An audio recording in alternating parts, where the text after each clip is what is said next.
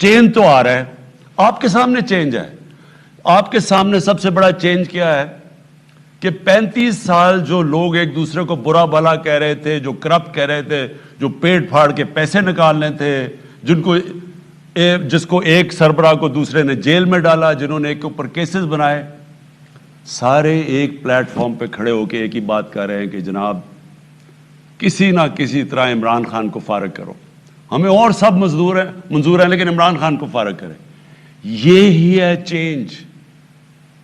اور وہ چینج، وہ ڈیمانڈ، صرف وہ ایک چیز چاہ رہے ہیں کہ عمران خان یہ کہہ دے کہ ہاں جی وہ نیب کے میں سارے قانون چینج کر دیتا ہوں تاکہ سب این آر او مل جائے یا فارغ ہو جائے.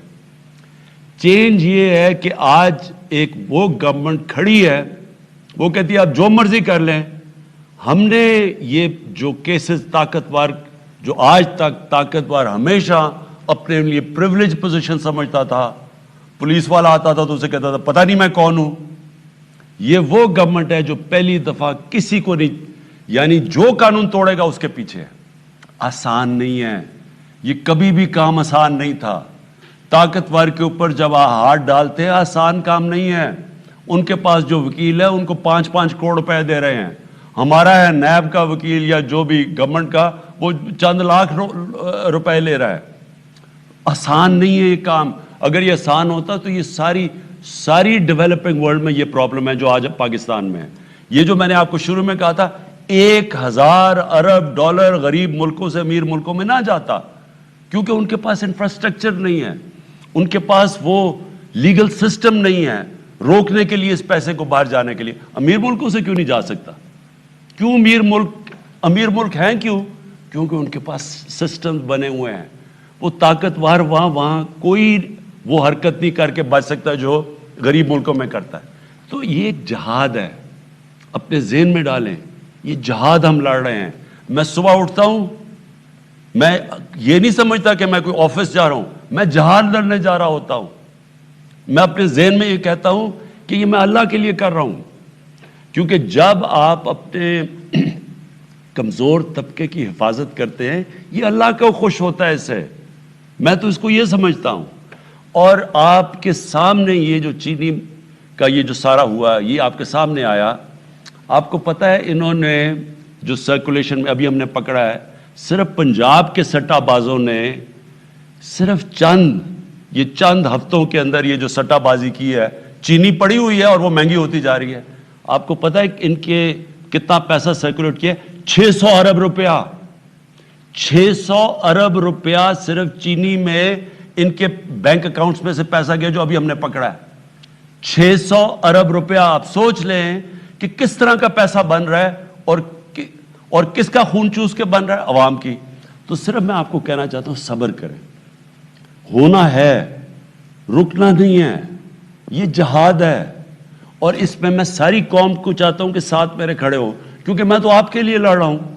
نہیں تو یہ میرے ساتھ سامنے سارے مل کے ٹولہ جو کھڑا ہوا ہے، جو ہوتا ہے وہ ساتھ کھڑا ہو کے تو جناب کسی طرح گورنمنٹ چلی جائے اور پھر شور مچا ہوا ہے. کوئی یہ بات نہیں کر رہا کہ گورنمنٹ نے آج تک اچھائیاں کیا کی. میں ابھی اس کے بعد میں یہ ضرور کہنا چاہتا ہوں کہ تھوڑی دیر میں آپ کو بتاؤں گا کہ ہمیں کون سا پاکستان ملا اور آج وہ پاکستان کدھر کھڑا ہے. مجھے یہ نہیں نظر آتا، کوئی اس کی بات نہیں کرتا کہ کس طرح ہم نے اس ملک کو سٹیبلائز کیا، کس طرح آج ملک معاشی طور پہ آگے جا رہا ہے. کبھی سنا ہے پاکستان کا روپیہ اوپر جانا شروع ہو جائے؟ نیچے تو گرتا ہم نے دیکھا ہے. 12 روپے کا ہوتا تھا ڈالر، آج جو ادھر آیا تو گرتا ہی گیا نا. یہ پہلی دفعہ ہے کہ پاکستان کا روپیہ مضبوط ہونا شروع ہو گیا. کچھ تو ٹھیک کر رہے ہیں نا ہم. کرونا کے دور میں ساری دنیا کا حال دیکھیں اور پاکستان کے سارے جتنے بھی اکانومی کے انڈیکس ہیں وہ پازیٹیو جا رہے ہیں. میں اس لیے چاہ رہا ہوں کہ ذرا حماد آپ کو میں نے دعوت دی ہے، صرف یہ بتا دیں کہ پاکستان تھا کیا 2018 میں اور آج ہم کدھر کھڑے ہیں معاشی طور پہ.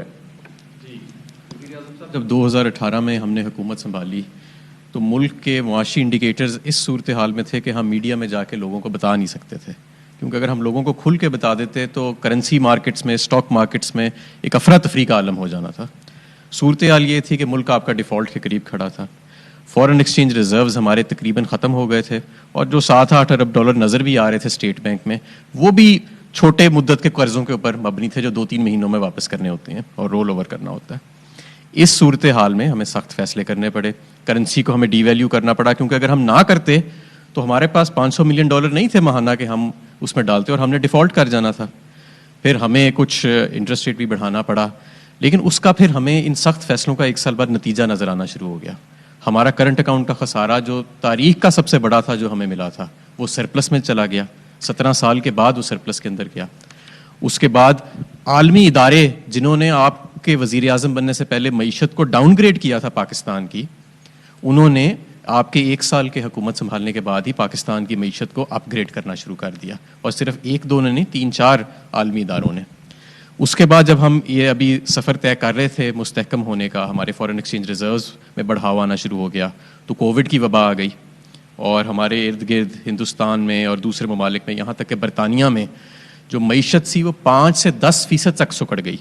لیکن کیونکہ آپ نے بر وقت یہ فیصلہ کیا کہ ہم نے صرف جانوں کو نہیں بچانا بلکہ روزگار کو بھی بچانا ہے, تو ہم نے ایک حکمت عملی سے ہم چلے. ہم نے مغربی پالیسیز کو اندھا دھند فالو نہیں کیا, تو ہمیں صرف 0.4% کنٹریکشن یعنی سکڑاؤ نظر آیا, اور وہ بھی ہم نے بڑی جلدی کور کر لیا.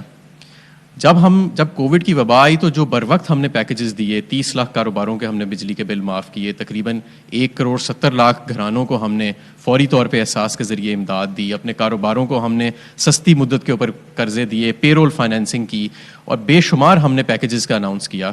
تو اس کے نتیجے میں جو انیشل فور کاسٹ تھا کہ اس سال ہماری معیشت جتنی گرو کرے گی, اب اسٹیٹ بینک کا خیال ہے کہ اس سے دگنی رفتار پہ کرے گی. اور نہ صرف یہ, اس کووڈ کی وبا کے باوجود آج پاکستان میں لارج سکیل مینوفیکچرنگ یعنی کہ جو بڑی سطح کی صنعت ہے جس کو ہم میجر کرتے ہیں, وہ تقریباً 8% پہ گرو کر رہی ہے. آٹو موبائل کی کمپنیاں اشتہار دے رہی ہیں کہ ہمیں تاریخ میں اتنی زیادہ سیل کبھی نہیں ہوئی. سیمنٹ کی ہماری ریکارڈ سیل ہو رہی ہے. یوریا ہمارے کسانوں نے اس مرتبہ 10 سال کے بعد ریکارڈ خریدا ہے. ہمارے کسانوں نے ٹریکٹرز کی ریکارڈ سیل کی ہے, ریکارڈ خریداری کی ہے. اس کے علاوہ آپ تمام دیکھ لیں, ہمارا جو ٹیکسٹائل, نون لیگ کے دور میں 100 سے زیادہ ٹیکسٹائل ملیں بند ہو گئیں, وہ ہم نے ریوائیو کی. ہزاروں پاور لومز فیصل آباد میں بند ہو گئیں, وہ تمام ہم نے ریوائیو کی. تو آج بالکل چیلنجز آج بھی موجود ہیں, لیکن 2018 کا وہ پاکستان جو ڈیفالٹ کے قریب کھڑا تھا, اور آج کووڈ کی وبا کے بعد کا یہ پاکستان جہاں پہ ایک ترقی کا سفر طے ہو رہا ہے اور فور کاسٹ سے بھی زیادہ طے ہو رہا ہے, اس میں زمین آسمان کا فرق ہے. جی شکریہ حماد. میں صرف لوگوں کو, اپنی عوام کو بتانا چاہتا ہوں کہ دیکھیں